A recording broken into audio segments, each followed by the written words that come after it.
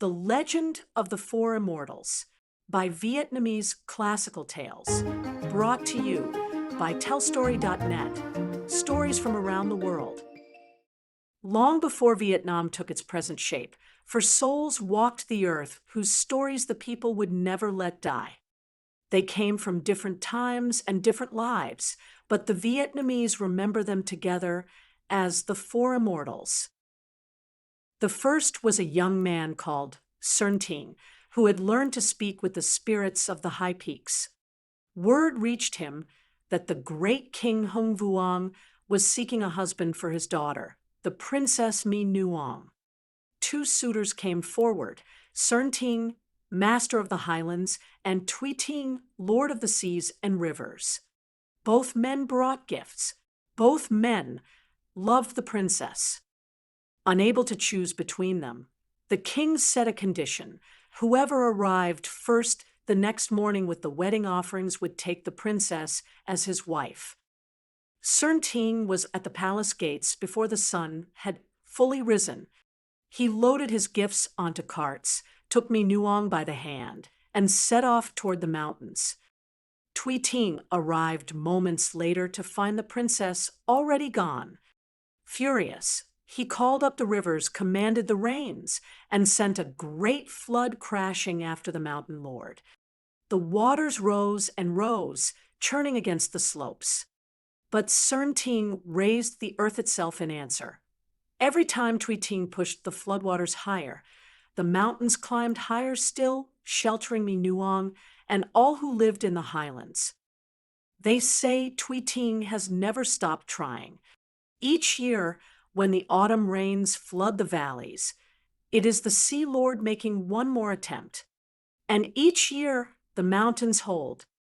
For his steadfast love and his protection of the land, Sơn became the eternal spirit of Tan-Vien Mountain, one of the most sacred peaks in all of Vietnam. The second immortal entered the world as a mystery. A village woman was walking in the fields one morning when she stepped into an enormous footprint left in the soft earth.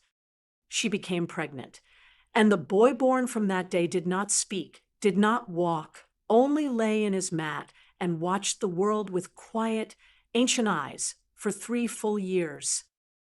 Then the news came that the armies from the north were advancing, burning villages as they went.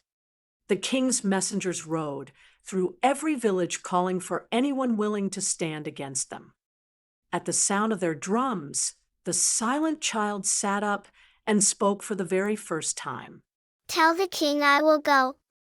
From that moment, he began to eat without stopping, bowls of rice, pots of soup, everything the village could bring, growing taller with every meal.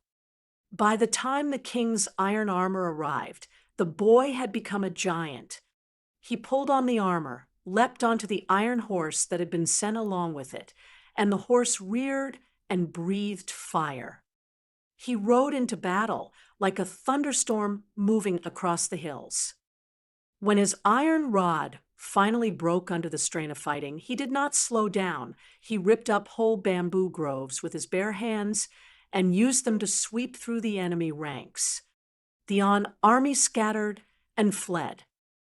When the last soldier had gone, Gong rode his horse to the summit of Sok Mountain, removed his armor piece by piece, and rose into the sky without a word. He left behind nothing but the marks of his horse's hooves pressed into the stone, and the gratitude of everyone whose village still stood. The third immortal began life with nothing at all. Chu-dong-tu and his father were so poor that between them they owned a single loincloth, which they took turns wearing. When the old man lay dying, he asked that the cloth be buried with him, so he would not face the afterlife bare. His son gave it gladly, and was left with only the river and a fishing pole. He lived at the water's edge, hiding himself in the mud and reeds whenever anyone came near, too ashamed of his poverty to be seen. One afternoon, a royal barge appeared on the river. Princess Tianzong, daughter of King Hung Vuong, had come to bathe at the water's edge. Her servants put up curtain screens along the bank to give her privacy, not knowing that chu-dong-tu was buried in the sand right where the shallow water met the shore. When the princess stepped in and saw him, a man with nothing on earth to his name and nothing to hide, she did not call for her guards. She stood quietly for a moment, then said that heaven itself must have arranged this. She took him as her husband on that very spot. They built a small home and lived simply. A wandering monk passed through one day and recognized something in chu-dong-tu, a readiness, a stillness that comes from having been stripped of everything. The monk taught him the path of inner awakening, and he passed this teaching to Tianzong. Together, they were given a magical staff and a bamboo hat said to hold the power of transformation. Not everyone was pleased. Jealous officials told the king that his daughter had married a vagabond and was now practicing strange arts. The king sent soldiers to arrest them both. When the troops arrived, the couple did not run. They sat together and waited, still and unhurried. That night, the ground beneath their feet rose silently into the air. Their house, their garden, their fishing nets, everything lifting and ascending into the clouds until it was gone. The fourth immortal had started in heaven.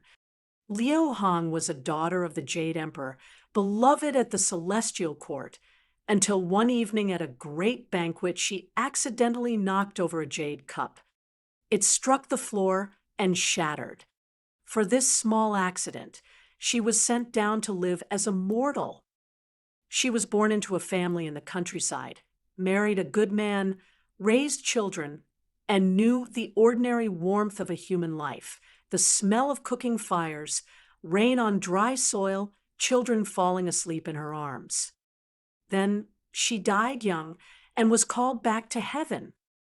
But heaven, after all she had tasted below, felt cold and far away. Liu-hanh could not forget the world she had left behind. She asked the Jade Emperor to let her return, and he gave his permission. She came back in human form and set up a small inn along a mountain road. Travelers who stopped there found warmth and welcome. Scholars who stayed a night or two noticed their thoughts became clearer, their writing sharper, as if something in the air sharpened what was best in them. Many sensed they were in the presence of something they couldn't quite name. She moved through the world quietly, appearing at the market beside a grieving neighbor at the edge of a field where a farmer had given up for the season. She asked for nothing in return. Word of her spread until she was recognized for what she was, and her name was given to temples across the country. She is called Tongmo, the Holy Mother, and her shrines can still be found wherever Vietnamese people gather to give thanks or ask for care. Sơn Ting, Tan-gong, chu-dong-tu, lieu-hanh, 4 different lives for different paths. One found eternity through devotion to the land and to love. One through a courage so pure he came when needed and left nothing behind.